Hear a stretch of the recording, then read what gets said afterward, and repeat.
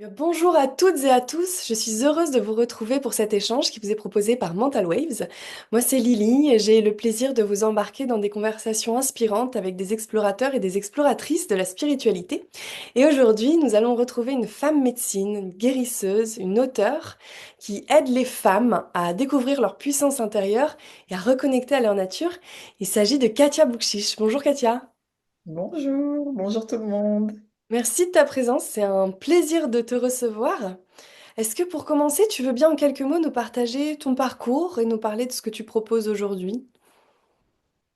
Avec joie. Donc, tu m'as bien introduite. Maintenant, on sait que je m'appelle voilà, Katia Boukchich. Je suis psychothérapeute. En fait, ma formation initiale est psychologue. Et j'ai développé tout ce pan je vais dire, de recherche, d'exploration et maintenant d'enseignement de notre domaine qu'on peut classer dans les thérapies alternatives, dans l'énergétique. Et puis avec ce thème qu'on appelle aussi le féminin sacré, qui est simplement cet éveil qu'il y a eu de l'énergie féminine en pleine société patriarcale en Occident, de retrouver vraiment ce pouvoir du féminin pour obtenir un nouvel équilibre, une nouvelle alliance à l'intérieur de nous entre le féminin et le masculin. Alors ça, pour moi, c'est vrai que c'est un de mes sujets de prédilection, mais pas uniquement.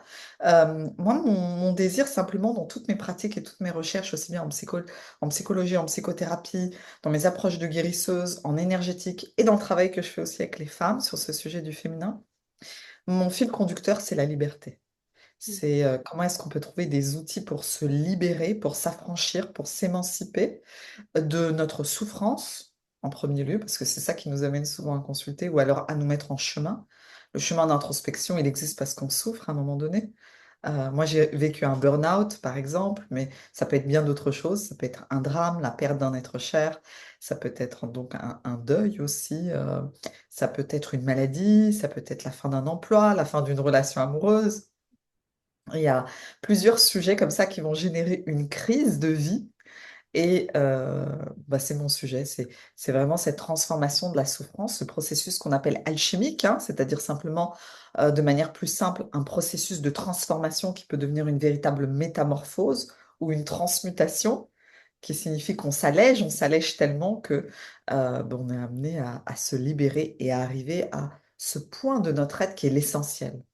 Qu'est-ce qu'on est venu faire sur Terre? Donc moi, j'accompagne ça, ces transformations, ces métamorphoses, c'est ma passion, c'est ce que j'adore faire. Et je le fais aussi bien en effet sur ce sujet du féminin pour les femmes.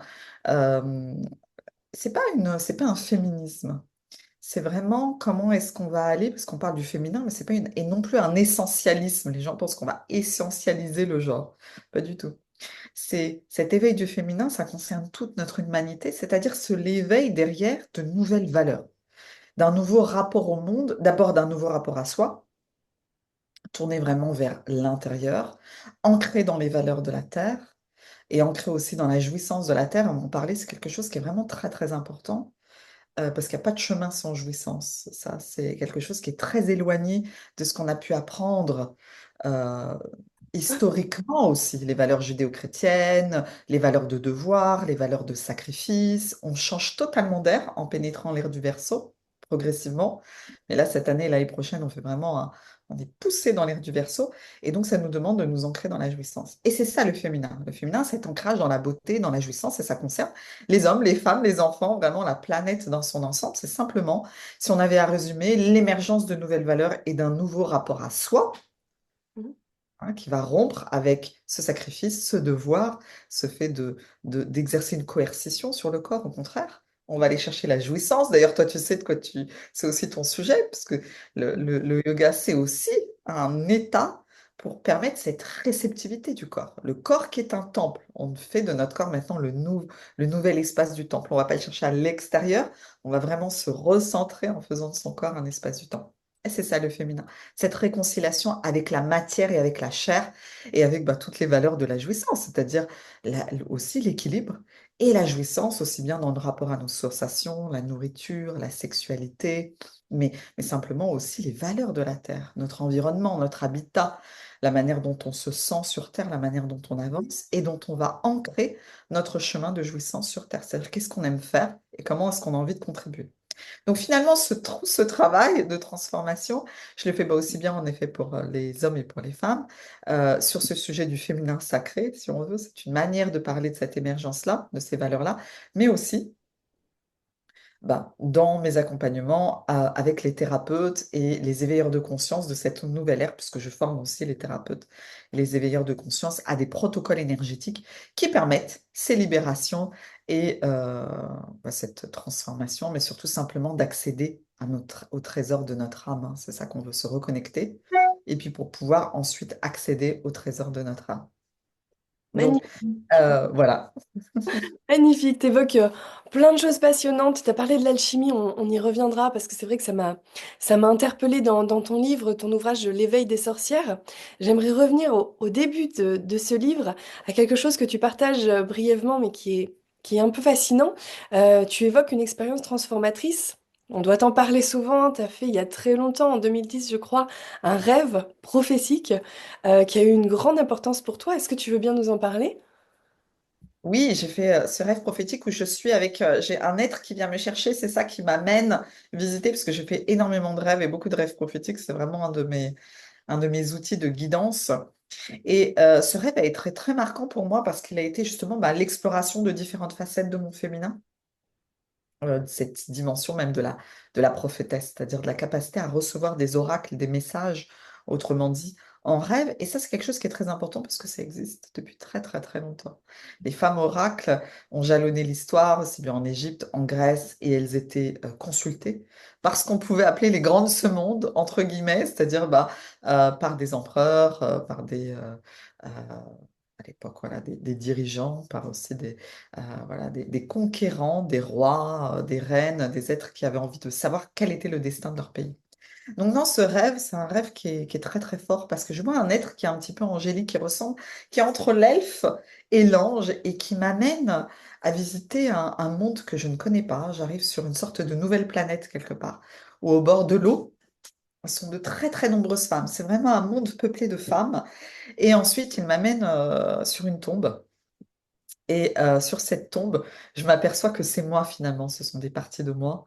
Il me montre deux tombes, le tombe d'une chamane et la tombe d'une femme oracle. Et, euh, et ensuite, je vois, alors, non, ce qui est très très particulier, c'est que d'avant d'entrer dans ce rêve, et pour m'emmener sur cette planète, il me fait tourner comme ça sur moi-même. En fait, je tourne comme ça sur moi-même. Ce qui fait penser un peu à la danse des derviches tourneurs, c'est-à-dire que je mets en mouvement en fait mon énergie de manière très rapide et accélérée, un peu aussi le mouvement d'une planète, hein, simplement, c'est ça qui est intéressant, c'est-à-dire que ce qu'on vit à l'infiniment petit, c'est aussi ce que vivre aussi, ce qu'on retrouve en fait dans l'écosystème, dans l'infiniment grand. Et ce mouvement me permet quelque part de faire ce qu'on appelle un voyage de la conscience ou un voyage aussi physique, hein, on peut imaginer, donc sur cette autre planète peuplée de femmes qui sont en fait des femmes chamanes, aussi des prêtresses et des femmes oracles. Et finalement, ce rêve est prophétique parce qu'en 2010, je fais un voyage au Pérou. Ensuite, je rencontre des chamans. Donc, je commence à retrouver quelque part mes connexions chamaniques, hein, mes propres connexions chamaniques. Et puis ensuite, ça va durer des années d'exploration. Et en 2012, je commence à accompagner les femmes, à faire des cercles de femmes. Donc, il y a toute cette progression. Mais ce rêve est marquant parce que c'est très, très fort d'être accompagné d'abord, de faire un rêve de ce genre, d'être accompagné par un être qui est un petit peu particulier. Dans le rêve, il suit mon référentiel, mais je vois bien que c'est un être magique, que c'est un être atypique qui vient vraiment me prendre par la main et me montrer en fait la suite de mon chemin. Et puis ensuite, simplement cette dimension de la femme chamanique, c'est-à-dire aujourd'hui, et on le voit dans l'éveil des sorcières, toutes les connexions que j'ai développées, aussi bien avec les animaux totems, avec les éléments, en faisant des cérémonies sacrées, tout ce travail que je fais aussi aujourd'hui, finalement, quand j'accompagne des groupes, mais aussi simplement toutes ces énergies de guérison, les outils chamaniques que sont les éléments, les animaux totems, les connexions qu'on peut avoir, notamment au peuple de l'eau, euh, au peuple de la terre, savoir aussi, pour moi, ça m'a... Ce qui est utile, évidemment, mon propre cheminement, pour moi, il est passionnant, c'est ma passion, c'est ma vie, mais ce qu'il est utile aussi, c'est cette porte d'entrée et ces clés que ça donne aux êtres que je rencontre.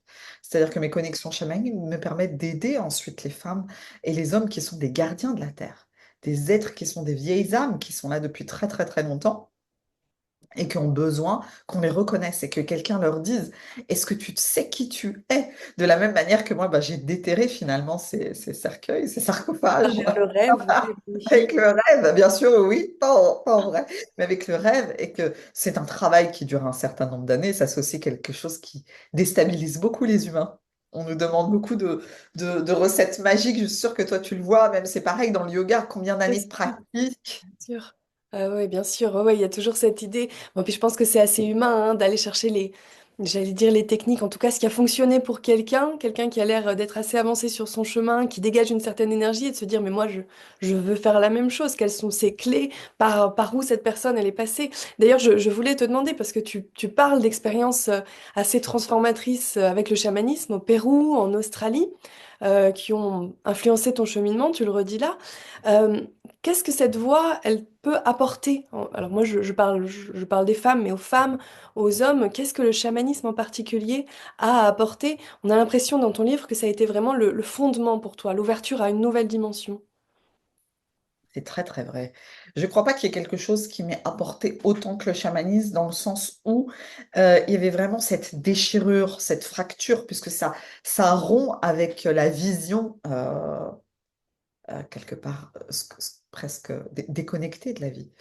Quand on est dans une vision déconnectée de la vie, tu vois, on avance dans le monde, on est dans des lieux, là je suis dans un espace où il y a des plantes, j'ai du basilic avec moi, et j'ai quelques pierres aussi avec moi, parce que là je suis en transit, mais voilà, si je suis dans cette vision déconnectée du monde, je suis entourée d'objets. Je verse ma plante en fait dans une tasse et je ne sais pas ce qu'il y a derrière. Je ne connais pas la réalité, la dimension invisible et la réalité de l'essence derrière la création animée.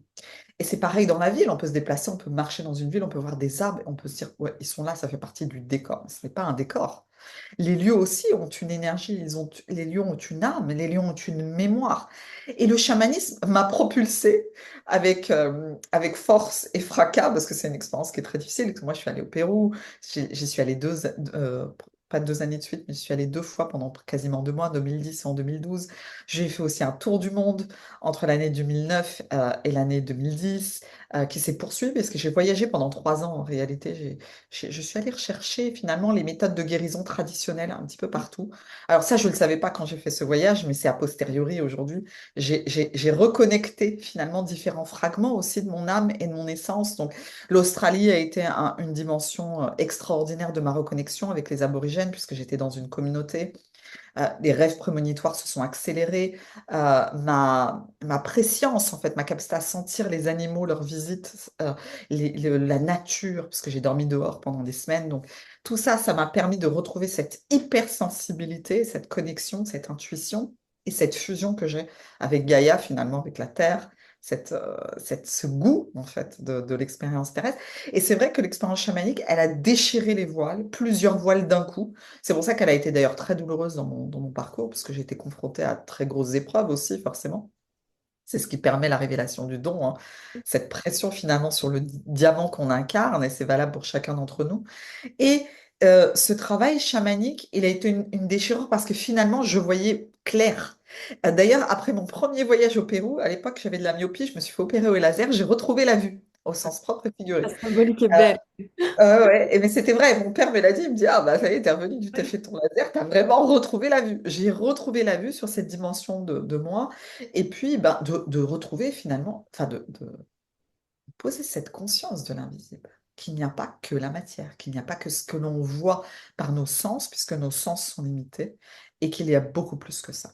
Et que dans l'invisible, il y a un règne, il y a vraiment un royaume de créatures dans les différentes dimensions, de différents styles, de différentes vibrations, fréquences. Et c'est ça aussi qu'on perçoit quand on est chaman ou simplement quand on est médium, quand on est ce qu'on appelle channel, et ce que j'ai moi développé, puisque maintenant, aujourd'hui, euh, c'est vrai que bah, j'ai musclé finalement cette capacité, ce don que j'avais, mais il n'empêche qu'on peut être très doué, tu prends dans n'importe quel métier, joueur de tennis, la Formule 1, c'est des gens qui travaillent tout le temps d'arrache-pied. C'est en ça que moi j'adore les biographies. On voit dans les biographies que les gens sont arrivés doués, mais ils vivent, ils s'entraînent Ouais. matin, midi, soir, c'est des passionnés, ils sont fatigués, ils ont des épreuves aussi qui sont reliées à leur passion et ça fait partie aussi du travail. Donc l'expérience chamanique, c'est une déchirure. Et c'est vraiment, excuse-moi, je t'ai coupé, vraiment déchirer le voile. Et cette connexion, du coup, tu réussis à la conserver parce que là, tu parles d'années de voyage, de vivre dans la nature. Tu réussis à conserver ça dans une vie peut-être plus active, plus citadine.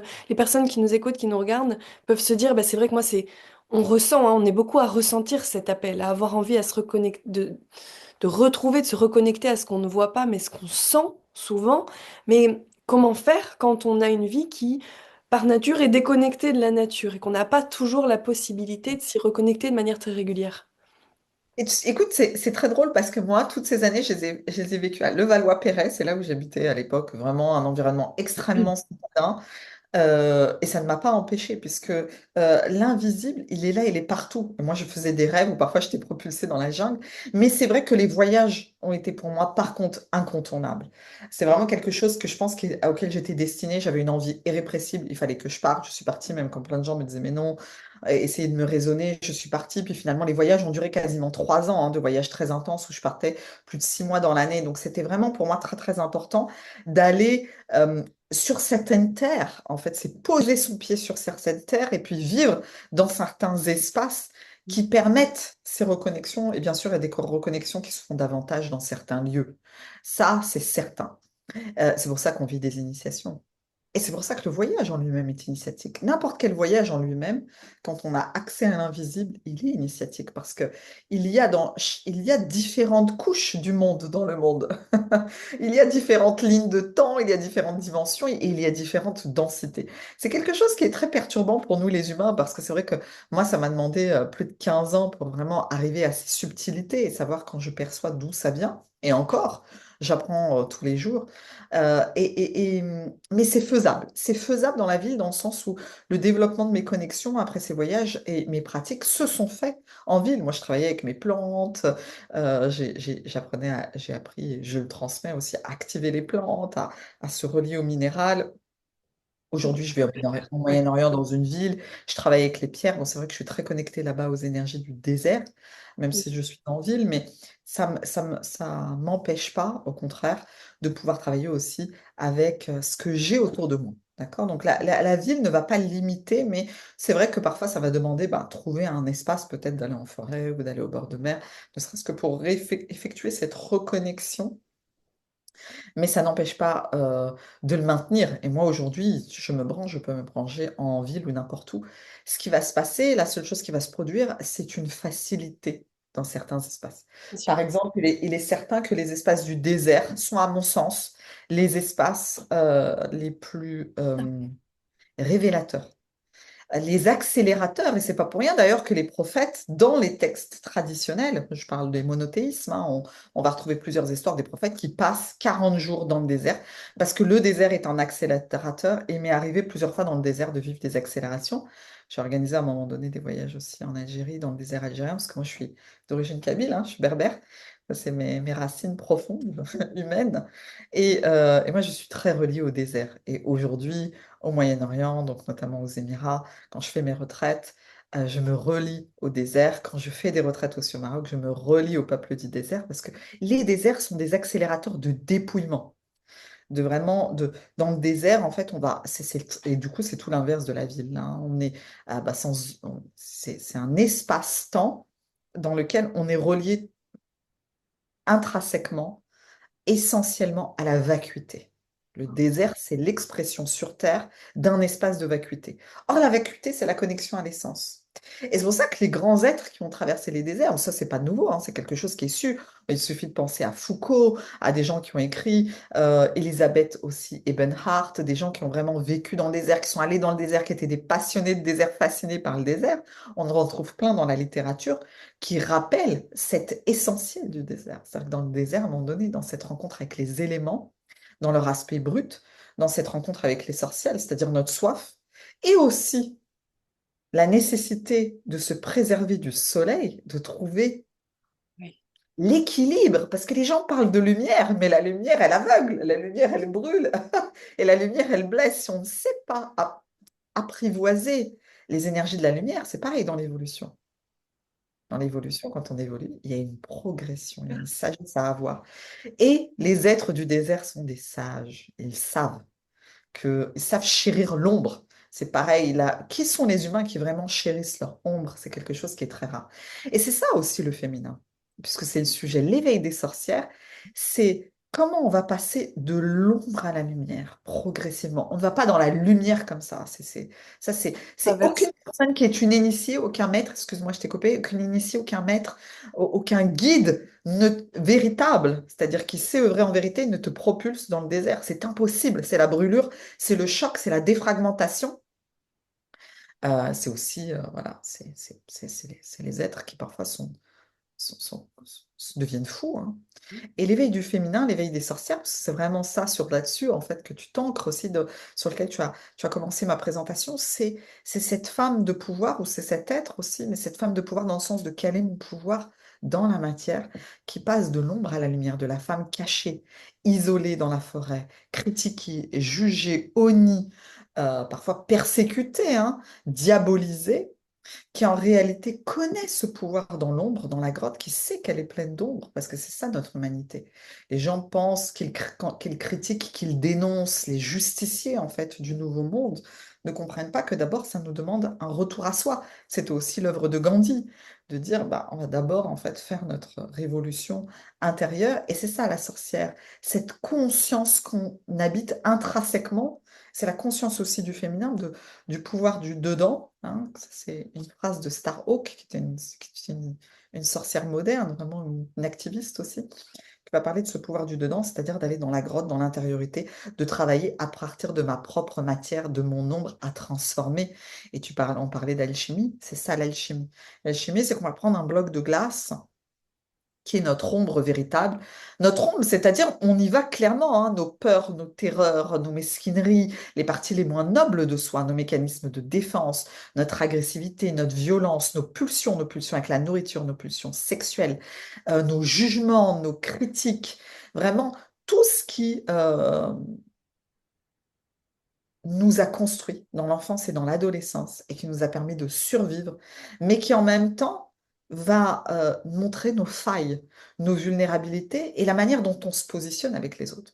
Est-ce qu'on aime se victimiser? Est-ce qu'on aime au contraire prendre le pouvoir sur l'autre? On va aller vraiment chercher nos ombres et on va les extraire. C'est vraiment une excavation et ce bloc de glace, on va le faire fondre, il va devenir liquide, puis il va devenir de la vapeur. C'est le processus alchimique. Et c'est progressif. Et chacun a son rythme dans cette cuisine intérieure quelque part. Quelle alchimie. Et c'est ça le pouvoir de la sorcière, de la femme dont on a peur. C'est qu'elle sait très bien là où sont les mensonges. Elle connaît les mensonges de l'humanité, de la civilisation, c'est-à-dire l'aspect policé de l'être humain, l'aspect policé de la femme et de l'homme, qui va le dimanche à la messe, bien maquillée, bien habillée. Elle est terrée dans sa forêt, elle est terrée, mais elle sait. Elle sait que derrière ce visage policé de la civilisation se cache en chacun de nous une ombre et qu'il nous convient en fait de le prendre à bras le corps, d'apprendre à l'aimer, de le transformer, de le métamorphoser et ensuite d'accéder à cet essentiel en soi, à notre âme, de se reconnecter à nos valeurs et d'en faire un chemin. D'en faire un chemin de jouissance, c'est-à-dire de le partager avec les communautés d'une manière qui nous donne de la joie ou à minima de la satisfaction, de la gratification. Ça, c'est le travail qu'on peut faire. Donc, aussi bien d'ailleurs avec mon ouvrage L'éveil des sorcières, mais aussi avec ma Bible des chakras.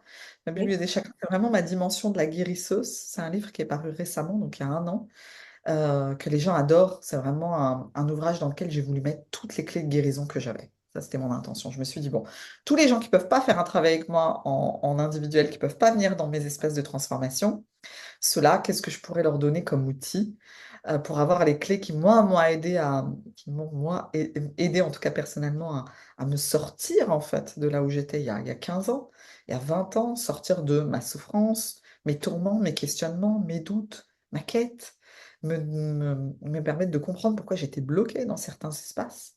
Bon, par exemple, moi, j'ai aidé beaucoup de femmes, puisqu'on est sur ce sujet du féminin, à accéder à leur visibilité. D'abord, à assumer leurs dons. Parce que assumer ses dons, quand on a cette blessure de la sorcière, déjà, ça met des années, parce qu'on a peur d'être persécuté, on fait des rêves de persécution, euh, on est, euh, on est terrifié, en fait. d'avoir une voix, de se montrer, de dire, bah, moi, je sais faire ça. Moi, je sais guérir avec les plantes, ou je peux parler aux plantes avec les esprits des plantes, ou je sais travailler avec la conscience des cristaux. Moi, c'est ce que je fais. Mais va dire ça dans une société qui est tellement rationnelle. T'as toujours entendu? C'est tellement subversif. Aujourd'hui, on commence à s'habituer à ça, mais c'est tellement subversif d'en parler. Et c'est vrai que bah, moi, c'est des connexions que j'ai maintenant que j'enseigne parce qu'il y a une ouverture. C'est ça notre chance là en ce moment. À l'instant T, je Il y a une parle. période en effet où on a, et d'ailleurs avec tes livres, hein, on a des outils à disposition. Mais d'ailleurs, ton livre le nomme bien, c'est l'éveil des sorcières. Il y a un élan qui est en train de monter, il y a quelque chose qui se réactive, qui vient se rallumer. Euh, et selon toi d'ailleurs, qu'est-ce qui fait que tant de femmes aujourd'hui se réapproprient un peu la figure de la sorcière? Là où dans le passé, on allait taire le fait en fait d'être une sorcière, d'être une fée, qu'importe comment, d'être une guérisseuse. Aujourd'hui, il y a une réappropriation, comme si on venait rechercher cette appellation et dire c'est ce que je suis, en pratiquant de manière très différente, hein. Je pense qu'on met beaucoup de choses dans le mot sorcière. Qu'est-ce qui pousse les femmes à se réapproprier ça pour toi aujourd'hui? C'est la nécessité de sortir du tabou et de sortir de sa grotte. C'est-à-dire que à un moment donné, si la naissance se fait pas, on meurt dans le ventre de sa mère. Mm. Il y a un temps pour la naissance. Donc on sait très bien qu'on va mourir, mais c'est pas une mort physique, c'est une mort symbolique. C'est-à-dire qu'on va étouffer, on va devenir à nouveau folle, on va nous traiter d'hystérique. C'est-à-dire qu'en fait, le féminin va à nouveau va connaître à nouveau une distorsion telle il a pu connaître dans d'autres espaces-temps. C'est-à-dire que c'est la femme qui, bah, elle est étouffée. Elle est étouffée, c'est vraiment cette image d'une strangulation, en fait, d'être étranglée et de ne pas pouvoir, donc à un moment donné, bah, comme un bébé, là on a un fœtus, un nourrisson, on va pousser parce qu'on sait très bien que sinon à un moment donné, on va devenir folle et qu'il y a besoin que cette vérité sorte et qu'en fait, qui l'on est sorte. Mais c'est valable pour les hommes aussi et pour les femmes. Et finalement, la sorcière, elle amène avec elle ces tabous de l'ombre du féminin parce qu'aussi les femmes et les hommes souffrent de ne pas connaître leur ombre, de ne pas assumer leur ombre.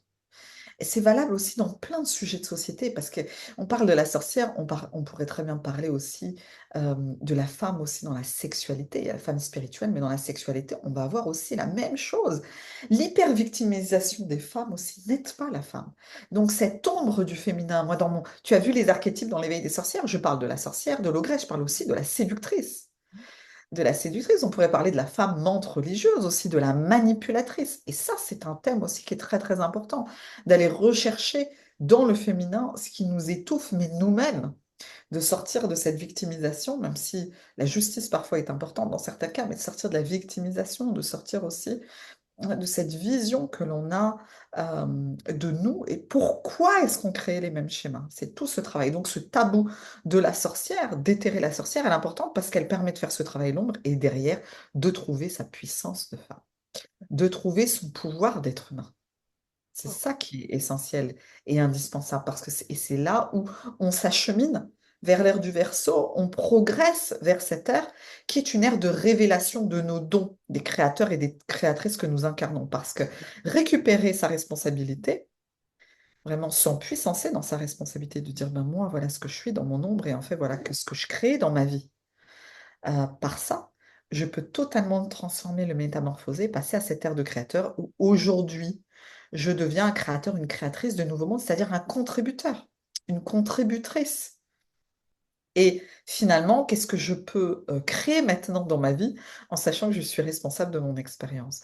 Qu'est-ce que je peux offrir au monde en sachant que je suis responsable du joyau que j'incarne, de mon âme, de mon essence, de mes valeurs, de mes capacités, de mes talents, de mes affinités, de mes passions? C'est ça qu'il y a derrière. La sorcière, une fois qu'elle est visible, qu'elle se rend visible, donc elle ne craint plus d'être persécutée, ça c'est le travail donc moi que je fais avec beaucoup de femmes, d'accéder à sa visibilité, c'est vraiment très très important. Ensuite, ben, comment je peux contribuer sur la scène sociale, je peux me montrer. Et puis, ben, parce qu'il y a de nombreux éveilleurs de conscience d'êtres de lumière qui ont peur d'être persécutés, qui ont vécu ça dans d'autres espaces-temps. Ça fait appel à, voilà, ça fait appel à un trauma qui a certainement été vécu par l'âme, ce qui est placé aussi dans la conscience collective, hein, toutes les histoires que l'on connaît qui font qu'il y a du mal, une certaine incapacité et des peurs à incarner ce qu'on sent être là et en même temps cette dualité parce qu'il y a le besoin, il y a le besoin de venir embrasser ça et explorer toutes ces facettes. C'est ça. Magnifique. Et une dernière question, parce que tu l'as évoqué plusieurs fois et ça m'intrigue. Tu parles dans ton livre d'une voix particulièrement puissante, celle de l'alchimie intérieure. De ce que j'en comprends, de ce qu'on évoque, l'alchimie, c'est un travail de l'ombre, une transformation vraiment très profonde, très fine. C'est pas une voix qui est très évidente. On peut avoir du mal à comprendre un petit peu ce que c'est. Est-ce que tu peux nous expliquer en quelques mots le travail de l'alchimie? L'alchimie, c'est vraiment quelque chose d'extraordinaire qui est quelque part une carte de visite véritablement de tous les grands initiés qui ont foulé cette terre. Les grands initiés ont compris que euh, euh, ce travail de la matière, on vit sur Terre. Là, on fait une expérience sur Terre. Cette vie sur Terre, c'est vraiment une expérience de la matière et de la densité. Mais cette matière et cette densité, elle a une magie. Elle se transforme.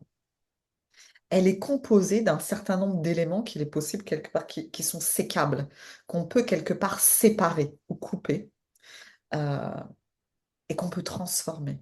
Et c'est une expérience surtout qui nous permet un allègement. C'est-à-dire quand on dit que c'est parti de notre matière, de notre densité qu'on a à l'intérieur de nous, hein, qui est aussi dans toute matière, c'est sécable, on peut donc le couper, le transformer. C'est le parallèle qu'on pourrait faire avec faire la cuisine quelque part. Donc, ce travail de transformation, d'allègement, de libération intérieure, c'est vraiment un art. C'est un art euh, que détiennent les vieilles âmes qui sont venues sur Terre, qui sont là depuis très très très longtemps. Pourquoi? Parce que ces vieilles âmes, elles sont passées par un nombre impressionnant d'expériences. Et ces expériences-là, il a fallu les assimiler.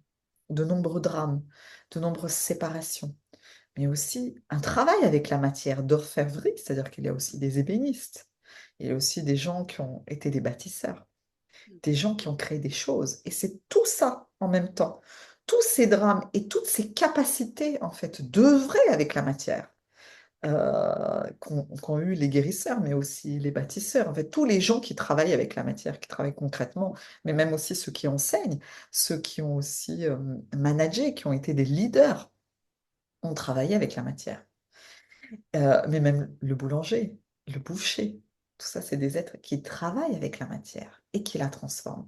Et donc, c'est un art que l'on possède sur Terre et que l'on possède aussi à l'intérieur de soi qui va permettre cette cuisine intérieure qu'on appelle la transmutation, c'est-à-dire qu'on passe de quelque chose de très lourd, de cette matière brute qui est le plomb, hein, ce qui nous plombe, notre souffrance, et qu'on va transformer progressivement en or. Cette alchimie, je dis cet art des anciennes des âmes, mais en même temps, tout le monde la détient. Pourquoi? Parce qu'on fait de l'alchimie au quotidien. D'abord, quand on mange, on transforme notre alimentation au quotidien. Tous nos viscères, en fait, sont quelque part le four de notre alchimie. On a un four à l'intérieur de soi dans nos viscères.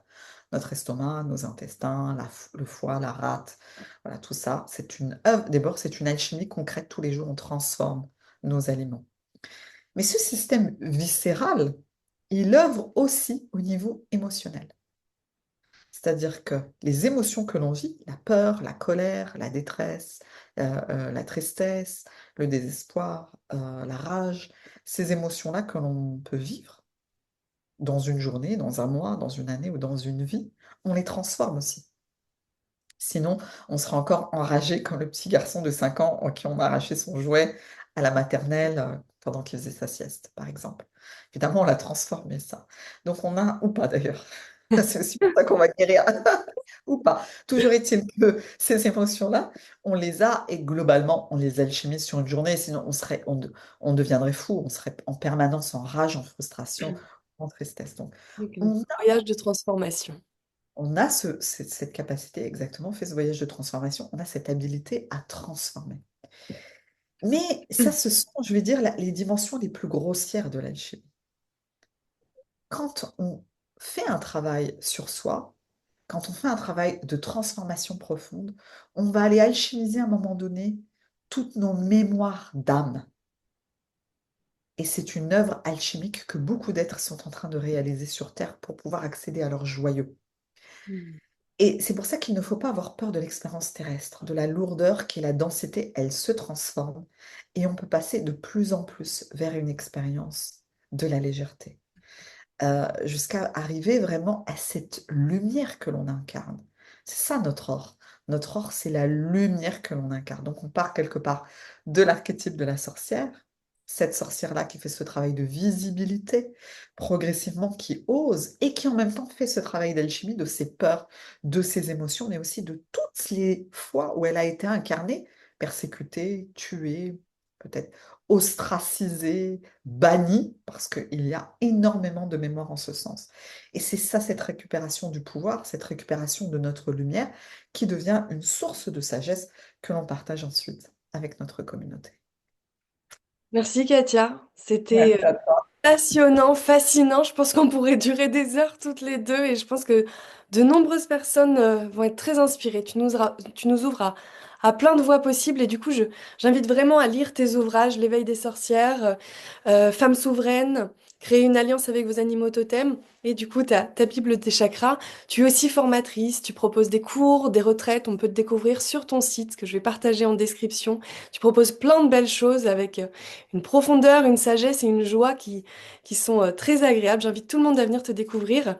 Et puis, j'espère que vous avez tous passé un très bon moment. Je te remercie encore une fois.